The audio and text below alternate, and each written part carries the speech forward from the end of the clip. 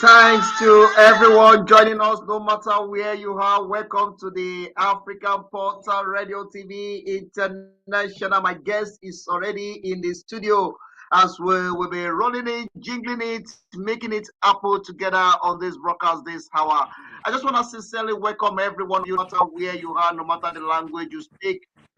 The world, I welcome you to the African Radio TV International. We are here to make sure that we let farmers enjoy their great days, and we have one of our very own in the studio that will be run this program together this hour. Yes, it's already here. So the ball rolling. Let's get to all the father, no matter where you are, no matter the country you reside. We greet you and we welcome you to the Portal TV International. I have with the barrister and one of the great Nigerian citizen, one of the great leader, one of the community leader, one of the people doing so well for themselves. As we celebrate Thursday, we put it upon ourselves to also put the great fathers on the spotlight on the African Portal Radio TV International. He's one of the great Nigerians in South Africa, and a lot of people be calling me, talking about the barrister OMOREGIE is going to be on the African Portal Radio. That's a great one. Oh yes, barrister is already in house. He's already on the African Portal Radio TV International. So kindly join the conversation. Firstly, let me welcome every one of you, no matter where you are in the country you reside. I welcome you to the African Portal Radio TV in South Africa, Ibela, Ashe, Moloi, in northern part of Africa, Assalamu alaikum wa rahmatullahi wa barakatuh.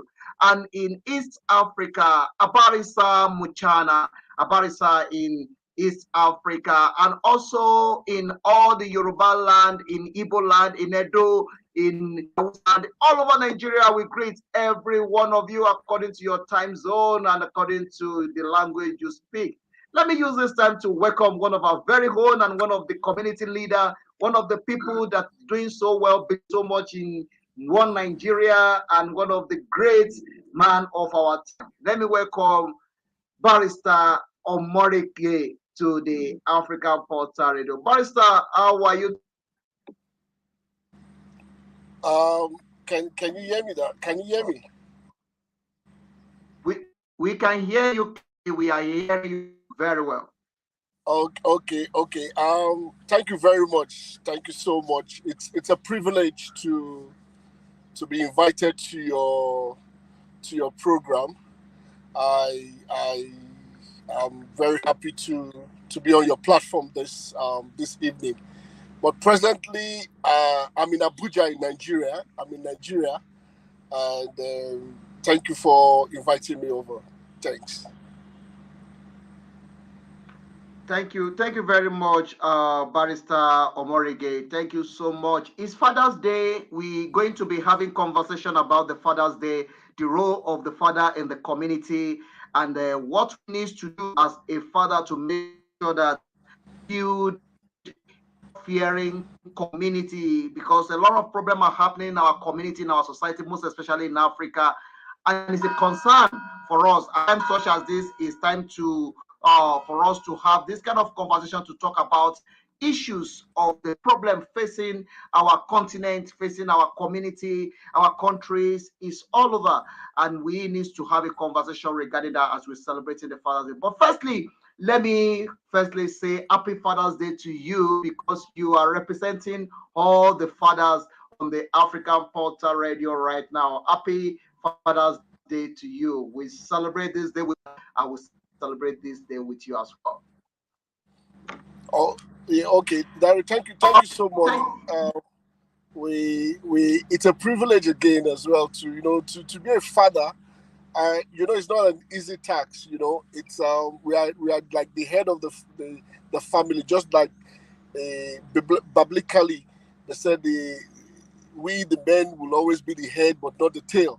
So it's been a very strong challenge, you understand. But we thank God that like today I've had calls from all my children. They woke me up this morning, and unfortunately I'm not with any of them because I'm in Nigeria. And they touched my heart so much. They've gotten me gifts. They appreciated me. They're thanking me for everything. But Larry, it's just a very it's hard work. We need to really take care of these children, especially the kids of this generation. Very, very intelligent children, very wise, and it's we need to instill the moral and principle into them. So it's just been a very wonderful day today. They've called me, they've wished me a happy Father's Day, and I'm very, very happy about that. Thank you, man. Thank you very much, Barrister OMOREGIE. Okay, let's go to the.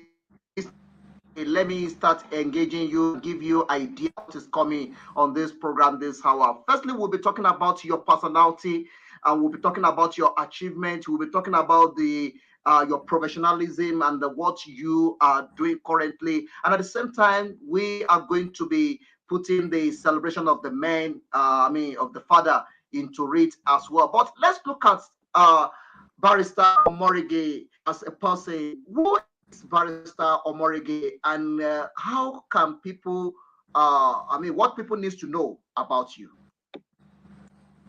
Okay. Basically, I'm a OMOREGIE. I'm a proud Nigerian man. I'm from Edo State, Benin City, Oredo local government area, and look, my sojourn to South Africa, it's been since the year 2000. I think so. If we have to calculate, I've been in SA now, South Africa, for like almost 22 years, if I'm not mistaken. And coming into South Africa, where I started from a very humble beginning, in the sense that I had already attended my tertiary institution in Calabar, in University of Calabar in Nigeria. And I was not too fulfilled until I got into South Africa, and I went back to school in South Africa in 2003 to obtain my LLB degree. And immediately I graduated, I went to law school, wrote the board exams, got admitted, started practicing. I'm still practicing. My practice is still in South Africa, and I've been in practice for let's say 12 years by now. Yeah, 12 years, until 2019, when a very good friend of mine is in the Ninth Assembly in Nigeria, is a senator. So I became legal aid, and that's why I'm here in Nigeria, off and on, back and front, and to see what we can give back to Nigeria. Because look, Barry, staying this long outside the country, South Africa has done so much for us, to be honest with you. But I feel it's just time for us now to look back home, and to see what we can give back home, despite the fact that the political terrain is not that good, the insecurity is giving us issues, there's so much. But like what is happening now, there's a movement in Nigeria now. We just need to get our PVC to see how we can now, now cast our vote to see how we can have a change, and see which government we can bring in, so that tomorrow that people like you and every one of us can come back home. We all want to come back home, and we've had to, from in my own opinion, I feel South Africa has done so great for me. I've been able to do all what I can do, and I'm looking back home now, seriously. Yeah. So that's the little background I can give about myself. Yes. Thank you very much. As an experienced person, and as somebody that have lived so long in a foreign land outside your country, you have achieved a lot here. People knows you very well in South Africa. You assess something that is very important, because the reason why I'm actually having this conversation with you is what is happening currently in South Africa. The statistics let us know that the number of Nigerians die in South Africa, probably through one problem or the other, increases on daily basis, and people die with gun. Nigerians die in the front of gun. I just hear about one few days ago. It's increasing on a daily, and this is a cross, and that is why let's bring a community leader, engage you, because you understand the law and you know what the law say about all this thing. You are a barrister, and you are practicing here in South Africa. Sir, with the celebration of the Father's Day, a lot of people have pains in their heart, because many father in South Africa, Nigerians based in South Africa, that their children are supposed to be celebrating them today, probably by accident, probably by gunshot, probably by one problem or the other. They are no more. And their children, they are in pain today as other people are celebrating their father. What do you think we need to do as Nigeria in making sure that this reduce or get rid of this? Okay. You see, my input to what is happening in South Africa, the rate at which Nigerians are losing their lives in South Africa, it's basically, I think we should now begin to look at a structure. We should look like the Nigerian community. It's a high time that we should come together. Nigerian community should be united, so that we can pursue the maybe the extrajudicial killings, which probably might be emanating from the South African police, or individual killings, so that when the community is united and we are speaking in one voice, then we should be able to get justice for our brothers that we've lost.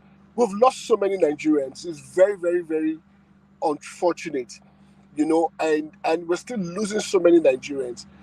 But what I've noticed is that I think we as Nigerians in South Africa should begin to come together, and like, we have so many Nigerian practicing attorney today. You understand? We can bring these lawyers together to begin to get into inquest, a proper inquest into the death of so many Nigerians, so that we can get retribution, we can get justice. But I tell you, Dari, if we're not united, we can't get justice. I give you a practical example. Nigerian Union has been a very formidable structure in South Africa. Then suddenly there's Nikasa now that is out there, and they are both not on the same page. One is fighting for superiority over the other one, and if the house is not in order, we tend to have a problem. So I feel that these structures should try and merge together, and let's all go on one voice, so that we can begin to find solution to the killings of Nigeria. And again, Larry, I'll say this to you: the governance, if Nigeria is very strong politically with South Africa, we have a very strong diplomatic relation between South Africa and Nigeria. So I feel our government as well have a prominent role to play in this situation, because look, Nigerian lives matters. You understand? I see that we are not taking things seriously. So I attribute this to governance from Nigeria. I attribute this to unity among Nigerians in South Africa, and all these structures should come together. Then legally, if there's a proper voice, then we'll be able to get justice for the deceased, so that we're having orphans now. These guys are dying. They are leaving fantastic children behind. They are leaving kids behind. Who's going to take care of these children? You understand? Who had to leaving these children for? But if we have proper retribution, we'll be able to now get compensation to take care of these kids. So I think, to me, we must try and see how we can come together. We should be united, so that we can see how we can fight this injustice that is happening in South Africa. That's just my simple thing, Darren. Thank you very much, Barrister Oge. I really appreciate that input that you put there. That what's really necessary now is for us to be united, and the united Nigeria in diaspora, or especially in South Africa, then the problem will be solved. It's because we are so divided. That is why we so and there. And I want to say thank you to Reverend Muiwa. Thank you for commenting. Thank you for sharing. Those of that you are coming in, please share this program. We have with us a barrister based here in South Africa, but doing the two together, shortened between Nigeria and South Africa together. It's a great community leader that have served in Nigerian community in South Africa. And that's why we are putting on the spotlight for us to have a conversation as we are celebrating the Father's Day. Some children they are unable to celebrate the Father's Day because in one way or the other, accidentally or knowingly or unknowingly, their father is no more. And it's a great pain to these children. And the pain, the painful side of it is that they don't have a closure, because the people actually commit this murder, this atrocity, bring it to the book, have not favored them. And are in pain. And that is why we say, as we are celebrating the Father's Day, let us bring somebody that know about the law. Let us put him on the spotlight for him to enlighten us on what to do. And that is why we have Barrister OMOREGIE on this broadcast this hour.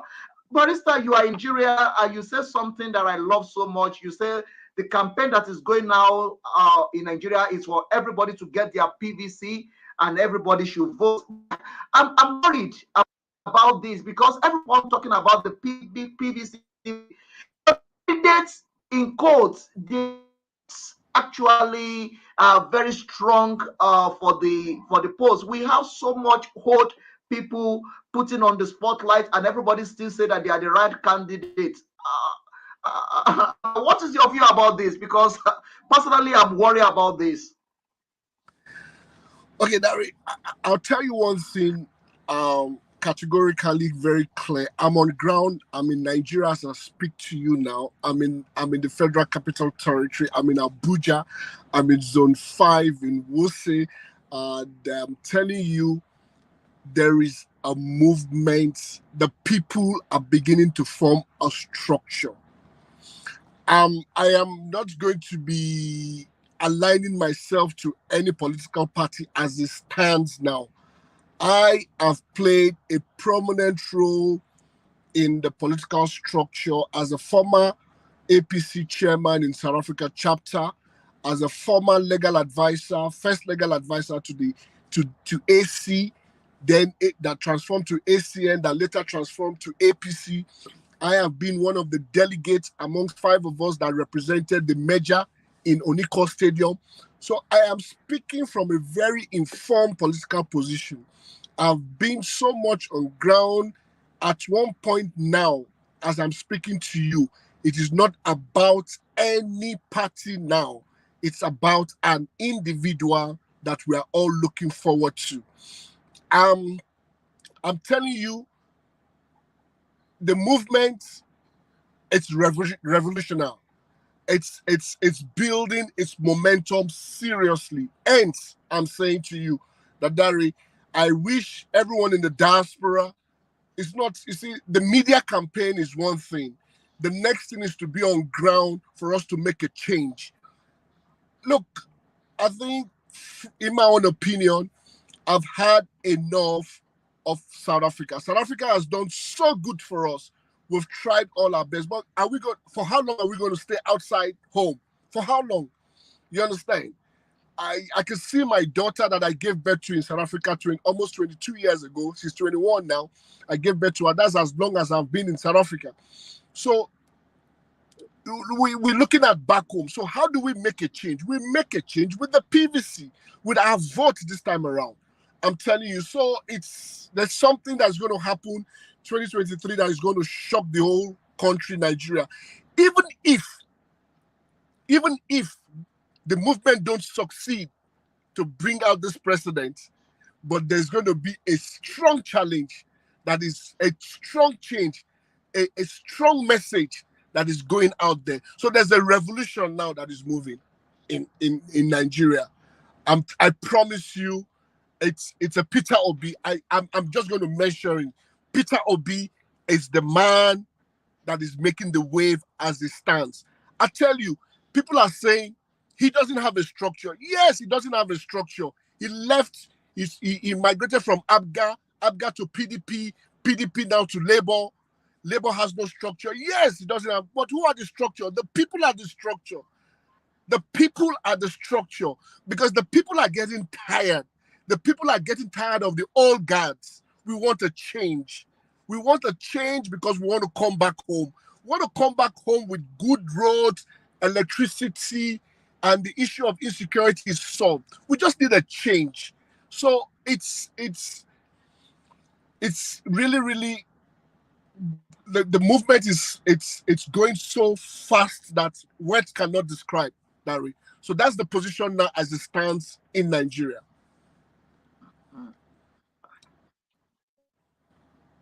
But Barrister, thank you for that update, and I really, really appreciate that, because I was in the country a few months ago, and I see what is going on from Lagos to Abuja. To be honest to you, the system is already collapsed. when we are talking about the so-called companies in Nigeria, the little, I mean, the small company, the middle class and stuff like that, they are not exist. The only thing you see on the billboard in Nigeria is the face of the politician. No institution, no companies that is advertising on billboard anymore. And we see that the country have been hijacked by the politician. But you coming out now telling us the kind of the structure that is on ground now, and the only solution to that problem is what you just mentioned. But let's look at the what you are bringing into the system, because you are back here in South Africa. You see a lot of things in South Africa, which you migrate back to Nigeria. What are you doing in your whole little way as a former member of APC, as a chairman of APC Victoria chapter, I mean South African chapter before? What are you now introducing to the system in Nigeria going to bring the difference that we're talking about? Okay, Larry, look, the only, you see, it is very difficult to make any difference in Nigeria or to make any impact in Nigeria. You know why I'm saying that? The only thing you can use to make an impact in Nigeria is how much do you have in your bank account? How much do you have in your bank account before anyone can listen to you? It is very, very pathetic. I promise you, I'm the least among so many people that wants to make a change in Nigeria. But they cannot make a change in Nigeria because of who they have to know, somebody on top, or who they need to know. But the difference now is, the difference I can make, to be honest with you, is to get my PVC. The PVC, it's my contribution, because that is the only voice that I have and that I'm looking for. And my first blood, my first daughter is over 18.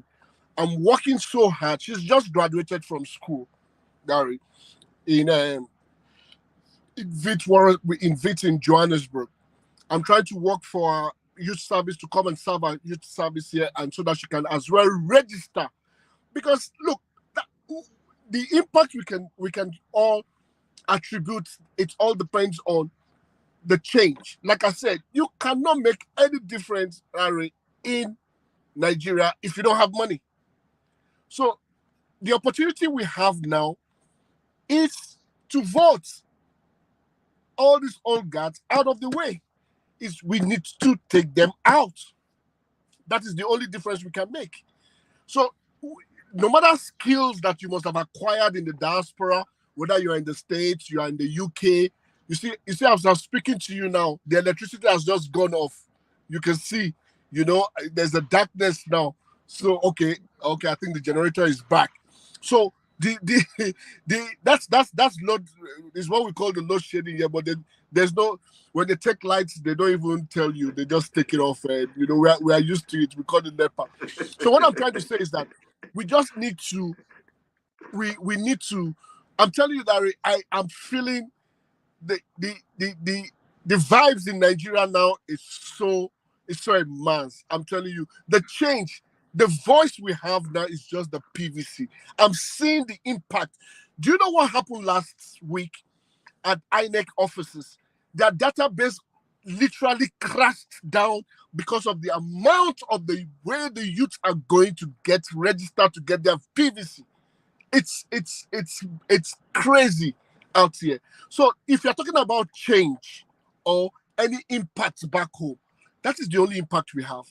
There's nothing you're going to bring down here that if you don't know anyone on top or you don't have any connection, you cannot. No one is going to listen to you. Nobody cares. So that's just it. That's where we are. Thank you very much, Barrister. Barrister, but there's something I just want us to look into, because what we are saying is very important in the sense that we actually building future. As we are celebrating the Father's Day all over the world, is the role of the father to think about the future of their children and the future of the generation. So let's look at what was mentioned now, that if you don't have money, nobody cares, and nobody ready to listening to you. Do you think even if we vote another person in and by through our PVC, do you think we'll be able to remove this culture in our community? Because it seems to be like this culture come to stay. Okay, I'll tell you why there might be a change. Okay, let me be very practical. For instance, let's be very practical. Let's pick a man in the APC. Bola Ahmed Tinubu has been able to get his ticket. In the PDP, Atiku has gotten it. In Labour, Peter Obi has gotten it. Look at Peter Obi, for instance. People are picking him out. Peter Obi got to where he is, to especially Labour. He left PDP because he didn't have the money to buy delegates. Let's be very practical. He didn't have money to buy the delegates. Hence, he left PDP for Labour. He got to Labour, he got the ticket. If that man can succeed tomorrow to get to the presidency, Dari, yourself, you can come back. Where are you from Ogun State? Where are you from, Dari? Yes. You're from Ogun State. Yes. Beautiful. You that can be a son of nobody, you can come back home and contest to be the governor of Ogun State. I can, a son of nobody, I have no money, I can contest in Edo State to become the Edo State governor without knowing anybody, without having any money. That is what we want to achieve. It's a high time we call a spade a spade. It's a high time we are realistic to ourselves. You understand? We must now just, Bola Ahmed Tinubu, it's a fellow I love and respected. If Bola Ahmed Tinubu 15 years back, when I talk about 15 years back, I believe that man can make a change. Irrespective of anything, he's built people, he has strong structure, you understand? He has invested in people. Let's be very honest. But, Dari, how do you leave a country for our grandfathers to rule us? Even look at it at our age now. Even for you to run your household as a father, it's taxing. It's difficult. You understand? It's demanding. Then you're talking about a country like Nigeria. We need a change. The youths, the ones behind us, we are almost off the rank of the youth now because we are now in our 50s, early 50s. You understand? So what do you expect? These guys have been ruling us ever since in the 60s. So we need that change. And if it succeeds tomorrow, anybody can succeed tomorrow. So that's the dimension at which we're going at now. Yeah. Sorry. Yeah. Barrister, I like that. But Barrister, let's quickly look at what happened during the NSAS protest in Lagos. We know that we take over, they hijack the protest, and the killings, and a lot of people lost their life. Do you think that the people that is in quotes that we are talking about, that we also give for the masses to let their vote count? Do you think that will be possible? I tell you something. You see, the NSAS was the beginning of the revolution in Nigeria. But along the line, they lost, and they didn't have a face, they didn't have a leader to lead that revolution one way or the other. And they almost made an impact in which, the state government of Lagos State really got affected, even got to the federal government level. Look, the NSAS is what is manifesting, is a metaphor, is manifesting to the movement we are talking about today. The youth have not forgotten what happened in the toll gate issue. They've not. It's very fresh in their memory. And tell me, do you think those kids, those youths, will tomorrow vote any other person apart from a very fresh person that has gotten no stain, no records, no controversy? You understand? So the NSAS, nobody's going to stay. That ends, I said earlier on in my opening statement. I tell you that I'm on ground authoritatively, very informative. I'm saying to you that I'm telling you the movement is getting, the awareness is really, really getting out there. So it's not, I'm not saying they might succeed. What happened to Buhari? You know that Buhari attempted 3 times before he could make it. So this movement, NSAS started, they didn't succeed. There's another movement now, they might not succeed. 2027, it might metamorphose to success. So we must not write off any form of movement in Nigeria. No. Buhari is a case study. Buhari attempted 3 times. He only succeeded on the 4th attempt to become the democratically elected president of this country in 2015. So the same thing is happening now. NSAS has seen a new movement that is coming in. They are keying into that movement to next year. If they don't succeed, fine. That is the second movement. There will be a third movement. We will get there. Darren, look, I say one thing. I've reached a stage in South Africa that I feel the system has begun to reject so many of us. The system is beginning to reject us because South Africa need their space. They need to build their own citizens. We now need to think of coming back home. We need to come back home. We need to come back home. At my stage in South Africa, my peers, I don't want to mention few of them. There are 1 or 2 of them are ministers in the government in South Africa. We're mates in law school in South Africa. One is a legal advisor to EFF, Andrews Nkome. It's my colleague in the legal. We started together. I can't mention so many of them to the justice minister. I can't mention so many. So to me, it's a wake-up call to say, listen, South Africa has been good. I won't lie to you. South Africa gave us the opportunity you become nobody. From nobody, you become something. The system, anybody that says the system has not tried, to me, I'm not standing for that. When they say xenophobia, racism, anything you can call it, there's xenophobia anywhere. Even in Kenya, there's xenophobia.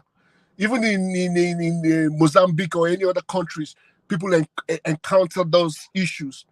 But even in Nigeria, there's xenophobia. You saw what happened in Sokoto, for instance, the blaspheming issue. So to me, that is rubbish. We must give credit to a country that has given us a platform to grow, a country that has given us so much. So I'm of the view that I've reached a stage where I need to come back home.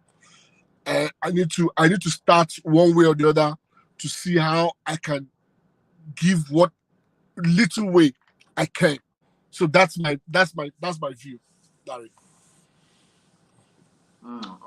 Thank you very much, Barrister OMOREGIE. I really appreciate your contribution, and what you are bringing out is a reality, is a wake-up call, and is a time that we actually need to wake to that call. That is the right time. The country South Africa has tried, like you mentioned.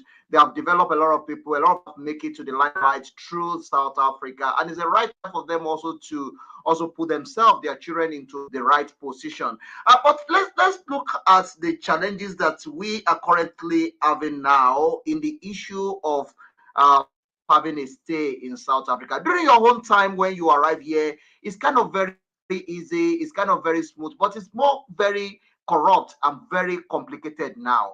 What do you think the Nigerians community can do regarding this?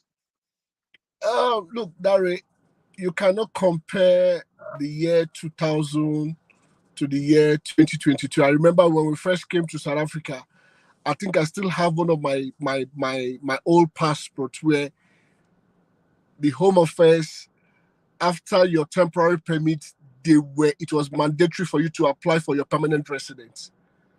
I have a passport of mine that said I just went for renewal of my study permit, and I was told you must apply for your permanent residence within 90 days. That is at about 2022, 2023. I think I got naturalized 2005. I mean 2005. This was like 2003, 2004. Look, Darren, you must understand the difficulty. We must be very, very careful when we analyze what is happening now with the permitting issue.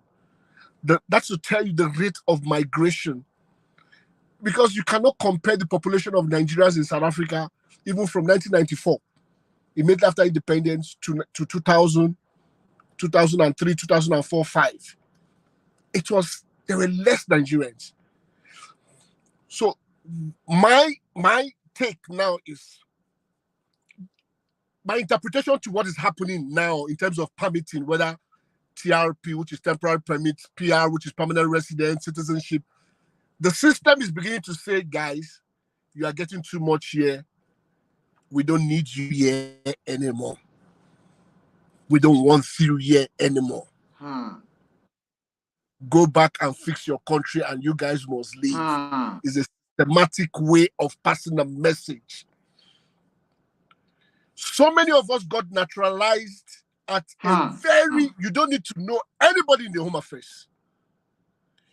Your application will just go in, you get it, you get your temporary permit, you get your permanent resident, you apply, you get your citizenship. And so now, it's just, they're passing a message. You guys are getting too much here. We don't want you here. Because I tell you, people are very qualified lately. I've had so many issues where many clients will come. They meet every requirement, but they're still denied. How can the Home Affairs deny you based on your police clearance from Nigeria? How do they know your police clearance from Nigeria is fake? I'm giving you an instance. Or they say your qualification is fake when you've already done SAQA to evaluate your results. Flimsy excuses. So my take is very unfortunate. I think we came to South Africa at a very, very virgin stage, where the country was just even looking for people like us to settle in. They even begging you to legalize so that you can be in the system, so that you can be monitored.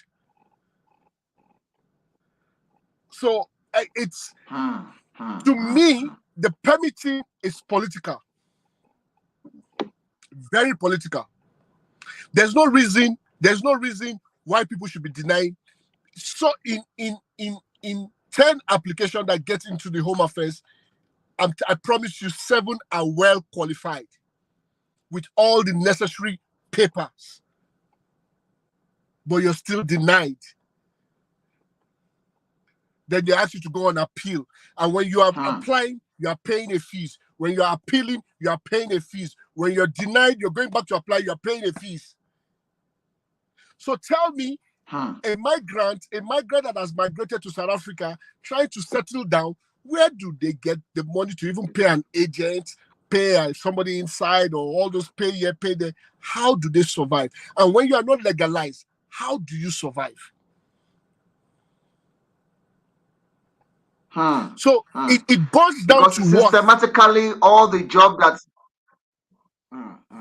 systematically all the that's supposed to be available for you. I'm just trying to support what you say because I remember those years, even us that we come in 2005. I remember that we got a job without even doing any circular.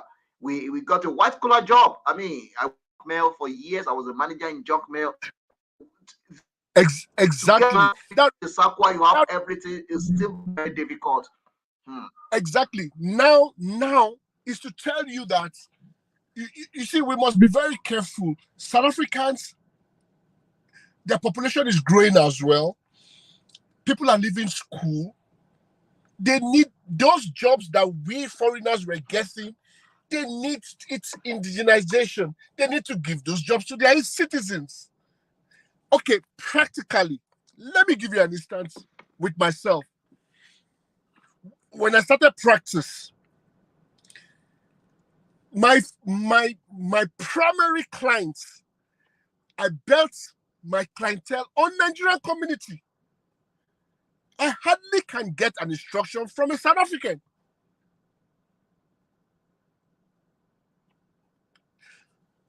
At one point, I was getting big instructions. When I mean big, I don't want to mention some of my big clients.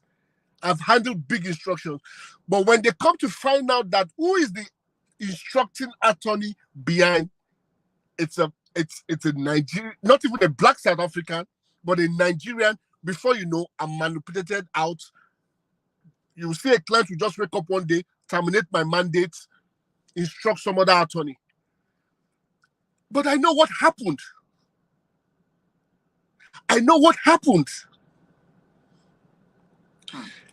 Look, let me tell you something, Larry. It's very painful what I'm going to say now. And I have to be very, very honest. You know, my friends, my peers always tell me that it's more like maybe I'm a prophet or my sister. I always see the future.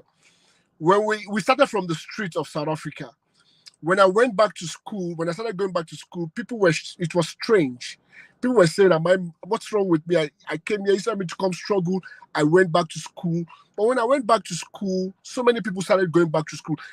I can't count many attorneys that have gone through me. They own their practices today. They're practicing and so many things like that.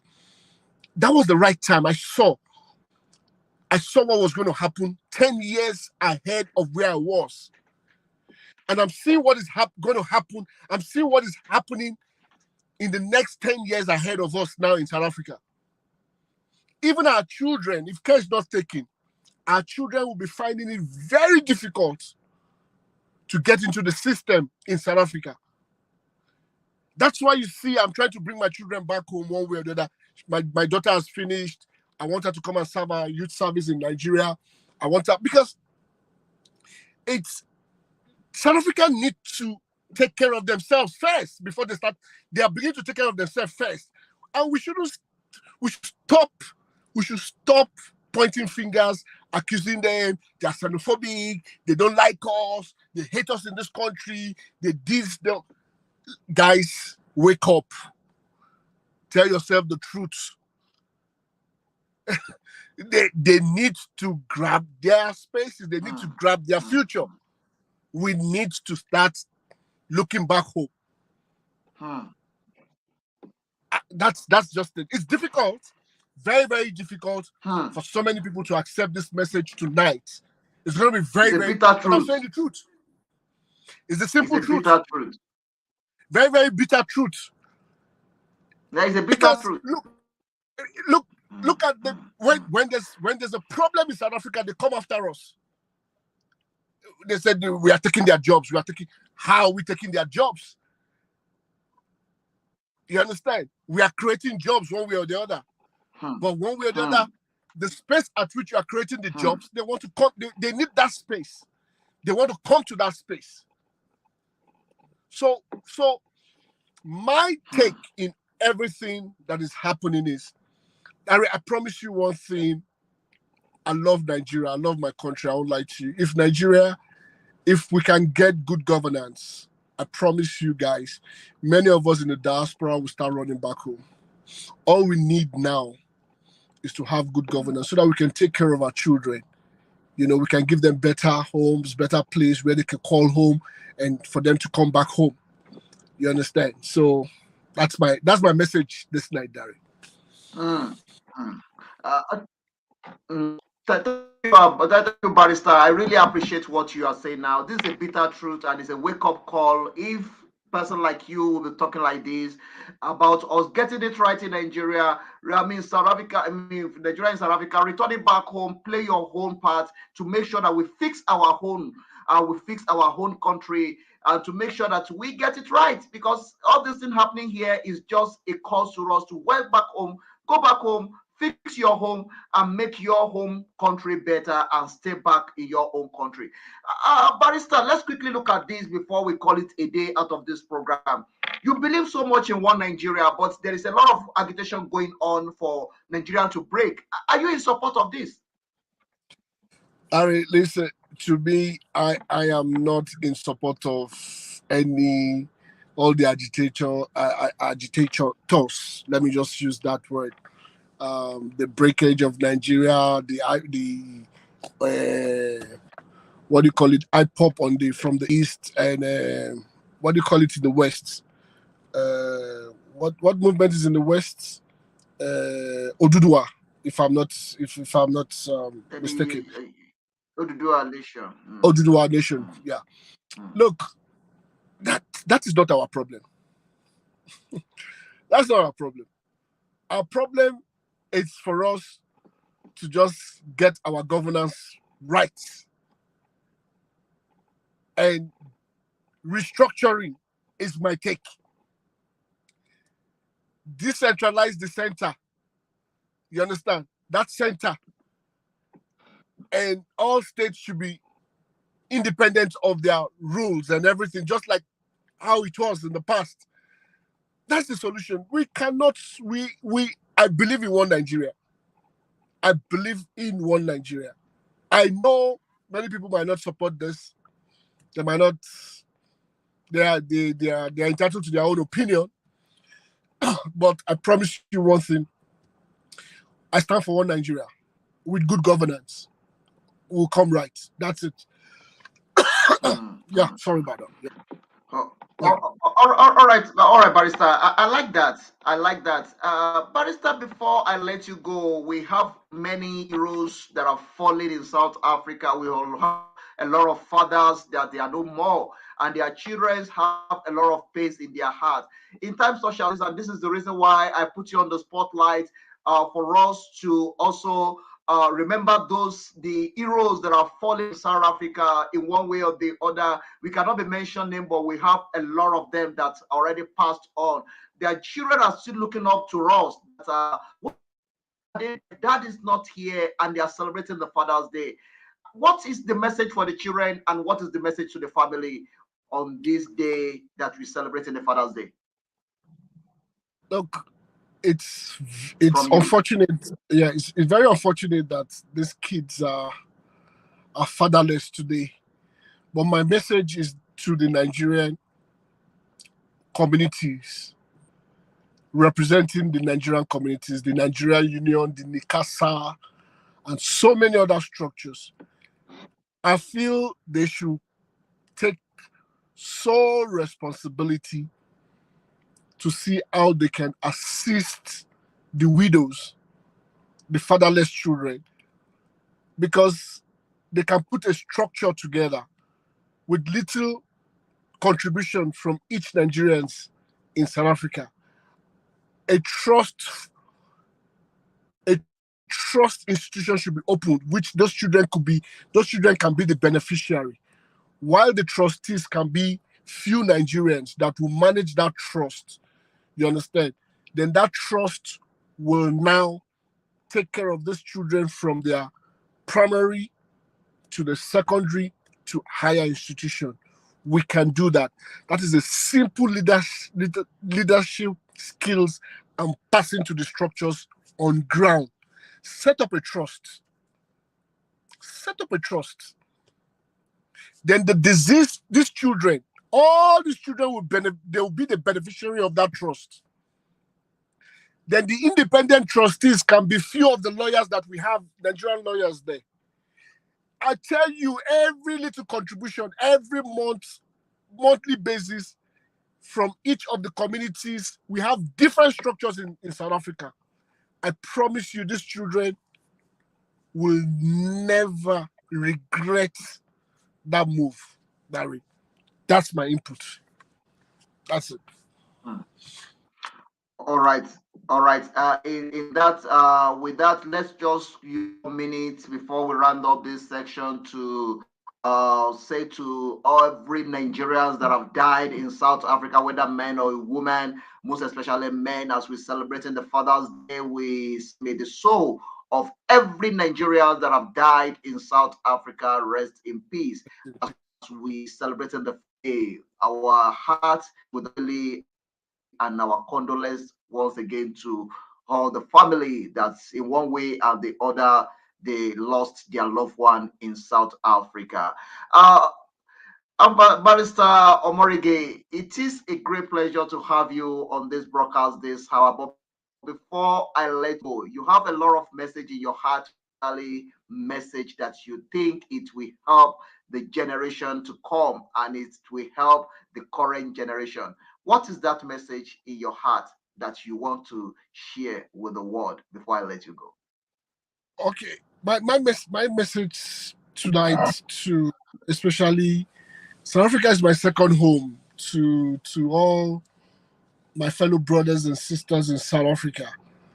It's we should be united for once. Nigeria need to be we should just be united. We should put aside our pride. We should put aside our ego. We should put aside, look, I'm better than you, you're better than me, I have this person or I have this, and we should come together in one voice. I'm telling you, South Africa will be a place where we can we can still create so much opportunities for the ones that are there already and for the ones that are yet to come and for the ones that are leaving to go back home. That is my message this night.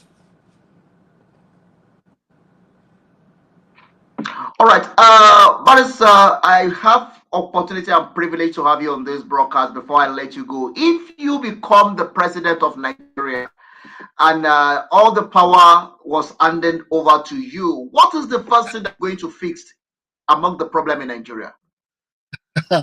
That's a big dream. Oh. Me, president of Nigeria. that's a dream. Oh. But, well, we shouldn't doubt God. We cannot doubt God. You, Anything you you with God. mentioned let's make it, let's engage on that now. Let's Barrister, let's engage on that. You just mentioned it earlier on that if Peter Obi can be able to get there, the hope for anybody president of Nigeria. So never write yourself off of that. Yeah, I'm but very sure and I'm very optimistic about this that it's very possible, very possible, because we are a after, democratic country. It's just unfortunate that we are not practicing democracy, but it's a democratic country. but after that will be after Peter Obi. If Peter Obi makes it there, we can start dreaming. But if he doesn't, we'll still be behind and be waiting. But that aside, I think the first thing that anyone should do if you become a president, if you come in to Nigeria, is to just try and fix the insecurity presently, give us good roads, give us lights. Bro, give us good road, give us lights. And security, leave the rest. Nigerians won't care about what is happening there. I promise you. Just give us those two things. Good roads, fix the security problem, give us lights. Those three things. Nigeria will be the greatest place to be. I promise you that. Go write it down. So that's the first thing. If given the opportunity, I'll fix. That's it. Hmm, hmm, hmm. Wow, thank you very much, Barrister Omorege. You practice in South Africa, and at the same time, you also practicing in Nigeria. And a lot of your clients will be watching this video, and as well, they will be following you. So I want to give you opportunity to also market your business, because when you are in a space like this, it's time to advance yourself as well. Please give opportunity to link up to you if anybody have a legal problem, they want to fix their paper, or they want your advice, or they want you to also to become a UN advisor, legal advisor to somebody in UN, that you are available. So please put your contact on the space. Let them contact you, people that will need your service as well. Okay. Okay, can I just give you my numbers then? My South African number. If you don't leave your number, it's okay. You can give them your social media and do where they can connect to you on the social media and your email for the security purpose. Okay, so what do I do? Should I just no, I can give my numbers. If you have your social media or your email, you can just give that out. Okay, okay. On Facebook, it's just OGBORO Attorneys. OGBOROattorneys.co.za. They can reach me on that. OGBORO Attorneys. It's my surname, OGBORO Attorneys. But I can still give my numbers if it's okay. My WhatsApp number is Okay, plus no 27. problem. My WhatsApp number is plus 277678966768. Plus 2778966768. So that's my they can get me on that. Even while I'm in Nigeria, they can still get me on that. And basically I'm shuttling both sides, practicing both sides, Nigeria and South Africa as it stands for now. Yes. Thank you. Thank you very much. Everyone listening to us all over the world, if you need any assistance, legal advisor, maybe whether you are in Kenya, you are in Uganda, Botswana, you are in Mozambique, no matter the country you are in, the number is already on the screen that you can call into. Barrister OMOREGIE is one of the great Nigeria based in South Africa, doing so well, shorting between Nigeria and South Africa currently because he's an advisor to one of the senator in Nigeria currently, doing so well, and we trust his job, we can guarantee you the best service from him. So kindly link up with him if you have legal issues here in South Africa, or you have legal issues in anywhere in the world, in America, in England. He's ready to be part of what is going on, and is we tend to the problem that you may be facing in the area of the legals or your paper. So thank you very much for joining us, and thank you so much for being part of this broadcast this hour. All the course we to appreciate every one of you, and I want to say thank you to my guests that accept our invitation. And I believe Barrister I believe if I invite you again, you will love to be here. Yes. Darren, look, we've come a long way now. So, I commend your work as well too. And look, you guys have my advice to you guys on the social media space, yourself, my very good friends, the voice, Nee. I said to you guys that you guys have a very strong weapon, and we need you guys to please assist us as well to send the message out there so that we can make Nigeria a better place. I'm not going to force South Africa in any way. It's a system that I respect so much. I fear and I respect that system. And I'm privileged to have benefited from that system. And my children are benefiting from that system. And they are very well trained from that system. So we should think of that's copying what we're seeing in South Africa back home in Nigeria. Thank you. All right. Thank you very much, Barrister OMOREGIE. God bless you. Thank you, everyone, joining us. This is the African Portal. It's the Father's Day. We engage it and we talk about the political, we talk about the community, we talk about the challenges, we talk about the problem that is happening in our community and the solution to the problem, which Barrister OMOREGIE already stated everything and you already attend to all the questions. And I believe we already cover everything. In rounding up, we just want to say to every father all over the world, happy Father's Day. Keep shining, keep being the good father. Don't be an absentee father. Don't be a father that we go and destroy your community. Be careful what you are doing today, because it's coming back to you tomorrow. Thank you very much, Barrister OMOREGIE. I celebrate and appreciate you so much.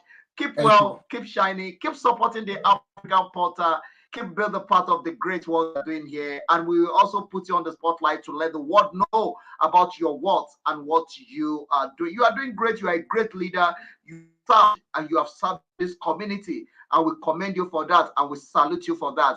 And we say, may God bless what you are doing currently. Thank, May God bless your family. And may God bless your children. Thank you very thank, much and enjoy the rest of your day. It's goodbye thank from you. here. God bless you. Thank you so much. Thank, Thank you, everyone that is joining us. This is going to be the end to this broadcast for this hour. I really appreciate every one of you that join us. Thank you so much. Join us again tomorrow. We have a lot of things coming up tomorrow. Please be part of the African Port. Share it. Let it go viral. We will see you again by the grace of God. The music will be going on the African Portal. Thank you, everyone.